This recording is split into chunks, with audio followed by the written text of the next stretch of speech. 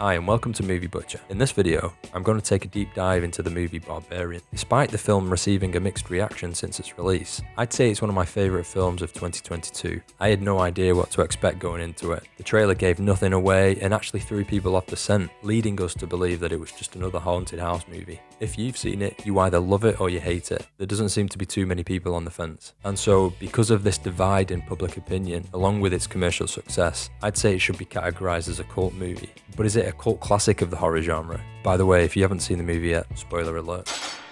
Barbarian begins by introducing Tess, the protagonist, who's just arrived at her Airbnb during the night. After struggling to enter the property, Tess soon discovers a man named Keith, who's already staying there, as it seems that the popular company has double booked the house. As the weather outside is rather hostile, Keith invites Tess inside in an attempt to figure out the solution without catching a cold. Tess, who is reluctant at first, is reassured about entering the house once she sees the evidence of Keith's booking, and she also finds out that he's the co-founder of a company she previously worked with. The house begins to rear its sinister head the next day when Tess discovers a tunnel in the basement, along with a disturbing room. It's at this point we begin to see the horrors of the house on Barbary Street. You could say that Keith owns the house and he's using it to prey on victims by pretending to double book Airbnb. Keith isn't who he says he is because he's Pennywise. Do I look like some kind of monster? And will try to imprison Tess so he can beat her at Scrabble every day for eternity. Am I right? Nope.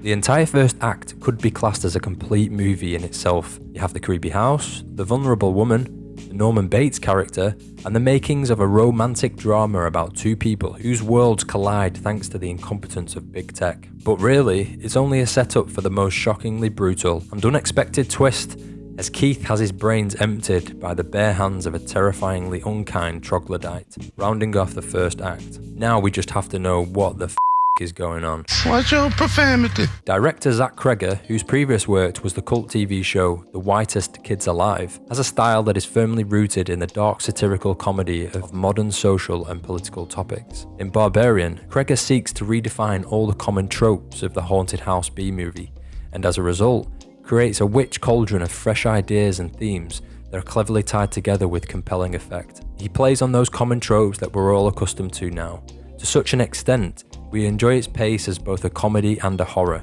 So, what are those common tropes?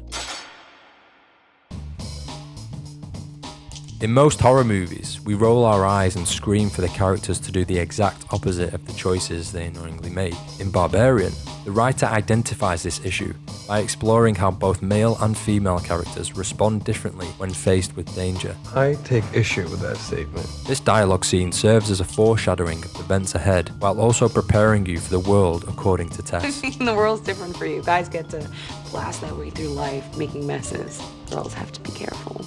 We know she's aware and vigilant about the dangers of entering the house. If I'd been the one that checked in first and you showed up late, You wouldn't have let me in? Hell no, I wouldn't have let you in. And this is quite funny because although her point was proven wrong at first since Keith was a genuine guy, she was eventually proven right, as the house did in fact pose a real danger. She's also proven right by her statement, since after she stumbles upon that room in the basement and informs Keith hysterically, he desperately wants to go down and check it out, instead of simply taking her word for it and getting the hell out of there.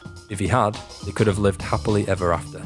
Additionally, Tess is also proven right since the lady in 1970s Brightmoor lets Frank into her house, even though he fits the characterization of a possible sex pest. Really makes you think about the creative decisions that horror movies should be taking when approaching believable characters and developing their motives.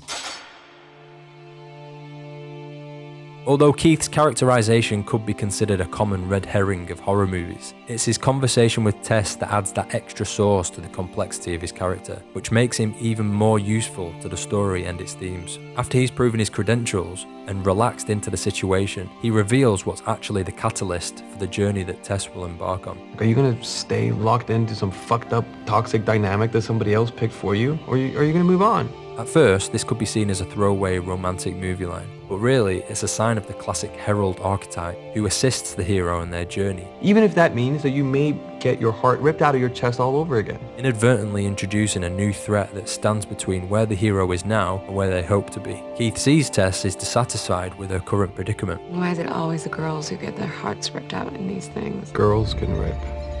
Trust me. the hero who hopes to break out of her current cycle of caring for brutish men. Tess is more than just an ordinary witness to the violence and horror of 476 Barbary Street. She is the symbol of the struggles of women living with traumatic experiences with men. Go away. This is implied by the use of the snake charm hanging in the rearview mirror of her car. This can be seen as an allusion to Medusa of Greek mythology, who was punished and cursed as a result of falling for the seductions of Poseidon. The gods of this world in Barbarian intentionally placed Tess in this house to punish her for falling for the wrong man. Is that my lesson? I don't know. We know that Tess is there for an interview for her dream job. However, allegorically speaking, she's there to overcome her compulsion to save men from their brutish tendencies.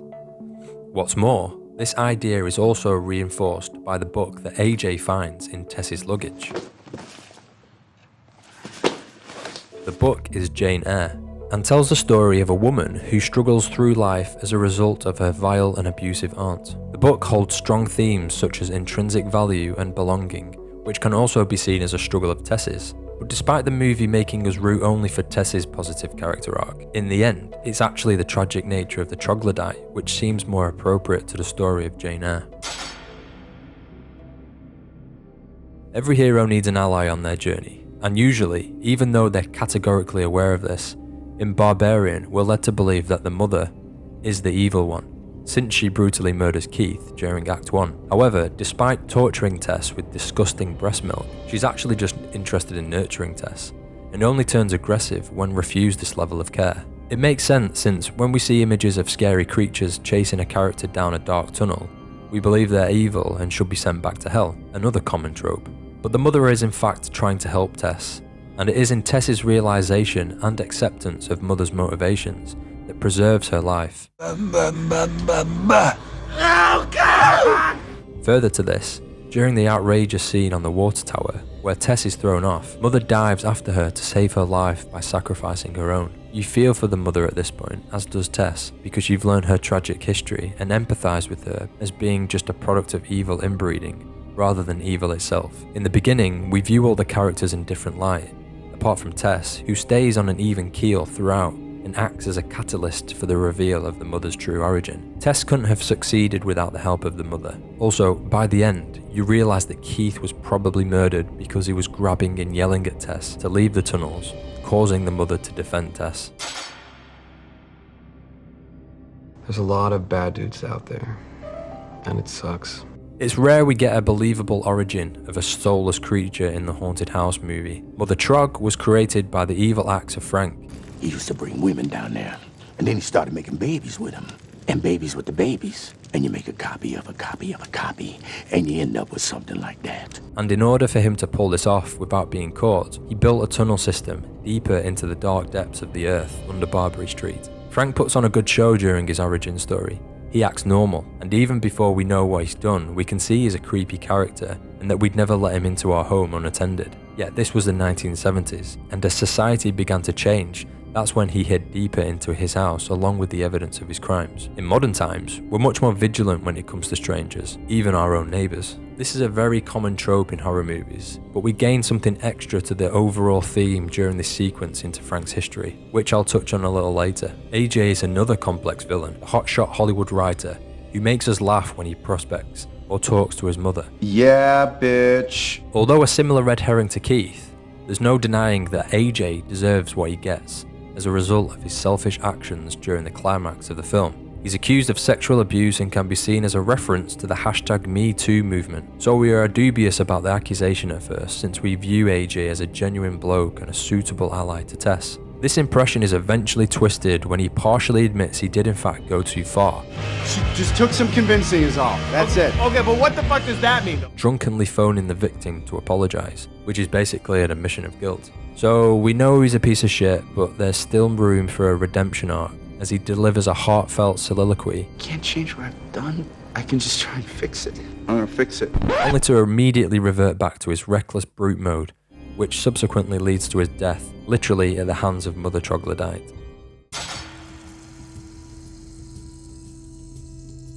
Since the director is studying horror movie tropes and the common traits of their characters, it would only make sense to also analyse the backdrop. Being set in a real neighbourhood in Detroit, Brightmoor, which famously suffered urban decay after a housing boom in the 1920s. An Airbnb in Brightmoor. The location opens up ideas about the harsh realities of life during a falling empire. This is a topic that no other horror director has tackled to this degree, and it adds rich depth to the story and its characters. The theme of falling empires is supported by the scene with Frank while he's driving his car. The worst economy in 50 years. Bad credit or no credit. Martindale Motors will make sure you walk out of our lot with a new set of wheels. A real sign of a coming economic crash. Another notable element is the house number, 476. This is actually the year in which the Roman Empire fell, as a result of overwhelming amounts of invasions from foreign nations, a connotation of the word barbarian. One final piece of evidence to support the case for decaying empires is the fact the whole ordeal was made possible by Airbnb, who famously destroy housing markets across the world. It could also be said that declining empires could apply to the characters themselves, with AJ fighting his litigation despite declining financial stability and having to stay in the last remaining property in rundown Detroit, and then Frank, who festers in his secret room surrounded by incriminating videotapes while the world above moves on. It's clear to me that Zach Cregger set out to redefine the haunted house movie. His creative decisions all hold enough weight to justify the violence, while he also dares to allude to modern cultural and social topics. I believe he is a huge fan of horror movies in general, and very conscious of the tropes we're tired of as viewers. He uses them as ammunition for a compelling story and character study that can serve different viewers in different ways, hence the mixed rating scores. On the surface, Barbarian is a fun and entertaining movie, with excellent cinematography and acting performances, but it's the connotations that stay with you for longer. It's a cult film that follows few conventions, it's thought-provoking, and tackles many themes and storytelling techniques, all of which are fresh and relevant, especially with this genre that all too often relies on special effects and jump scares to shock audiences. This is the reason I believe opinion is so divided, and also the reason I enjoyed it so much. Thanks for watching, and I'll see you in the next video.